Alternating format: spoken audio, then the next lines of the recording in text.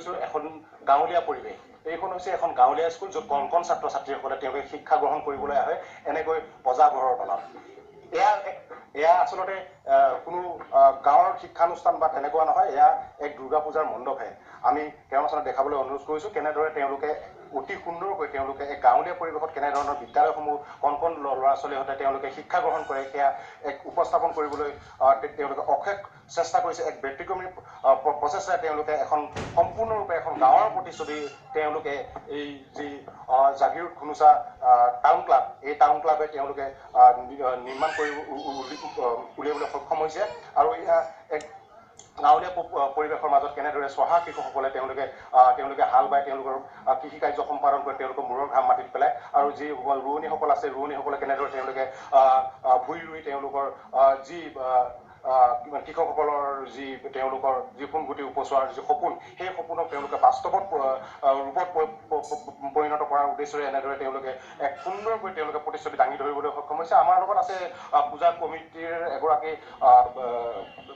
কৰ্মকৰ্তা। আমি তেওঁৰ পৰা জানিব বিচাৰিম যে এনেধৰণৰ প্ৰচেষ্টা আপোনালোকৰ কেনেধৰণৰ মনলৈ আহিল বা কি তেনেকুৱা ধৰণৰ? তাৰমানে মনলৈ আহিল মানে কি, আমি প্ৰত্যেক বছৰে ঘুনুচা টাউন ক্লাবে এটা আইটেম কৰোঁ যাতে মানে সজাগতা হয়। এইটো গাঁৱলীয়া পৰিৱেশ আমি কৰিছোঁ এইটো কাৰণে, আজিকালি যিকোনো মানুহ যেতিয়া হয় পঢ়াৰ মানে ডক্টৰ ইঞ্জিনিয়াৰ এইবিলাক হয়, কিন্তু গাঁৱৰ যে পৰিৱেশটো সেইটো নাইকিয়া হৈ আছে আজিকালি। সেইটো কাৰণে আমি পূজা স্বৰূপে মানে এইটো কৰিব বিচাৰিছোঁ যে খেতিয়কো কৰিব লাগে, খেতি কৰিব লাগে। হয়, এতিয়া নিশ্চয়কৈ ক'ব লাগিব যে যি যান্ত্ৰিকতাৰ কোবাল অসুতত যি এতিয়া সমগ্ৰ ৰাজ্যবোৰ বাকী ব্যস্ত হৈ পৰিছে, তেনে ক্ষেত্ৰতে এক ব্যতিক্ৰমী প্ৰচেষ্টা তেওঁলোকে নিৰ্মাণ কৰি উলিয়াবলৈ লৈছে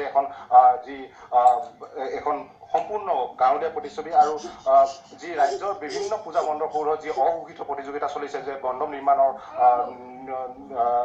নিৰ্মাণৰ কাৰণে, ঠিক তেনে এক সময়তে তেওঁলোকে জাগিৰোডত এক ব্যতিক্ৰমী প্ৰচেষ্টা, সম্পূৰ্ণ এক ব্যতিক্ৰমী প্ৰচেষ্টাই তেওঁলোকে ইয়াত নিৰ্মাণ কৰি উলিয়াবলৈ সক্ষম হৈছে।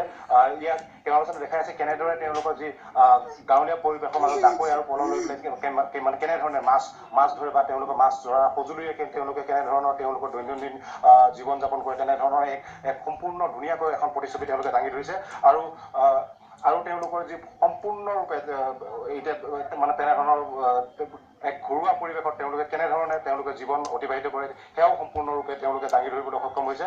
আৰু তেওঁলোকে দেখাই আছে যে কেনেধৰণে তেওঁলোকে খেতি কৰাৰ পিছত, খেতি কৰাৰ শেষত তেওঁলোকে কেনেধৰণে মৰণা দি তেওঁলোকে যি সোণগুটিৰ ঘৰত চপায়, সেয়াও তেওঁলোকে এক সুন্দৰ প্ৰতিচ্ছবি ইয়াত দাঙি ধৰিছে।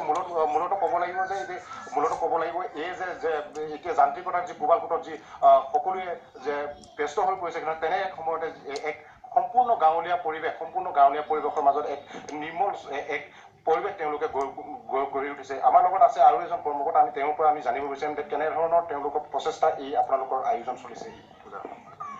আমাৰ মানে কমিটিখন মানে বহুত মানে ধন্যবাদ জনাইছো তুলসী মান্তা। পোনপটীয়া সম্পৰ্ক আপুনি দেখুৱালে জাগিৰোডৰ পৰা এক ব্যতিক্ৰমী পূজা তাতো অনুষ্ঠিত হৈছে।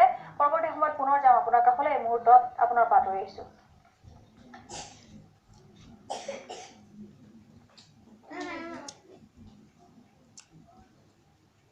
ইয়াৰ লগে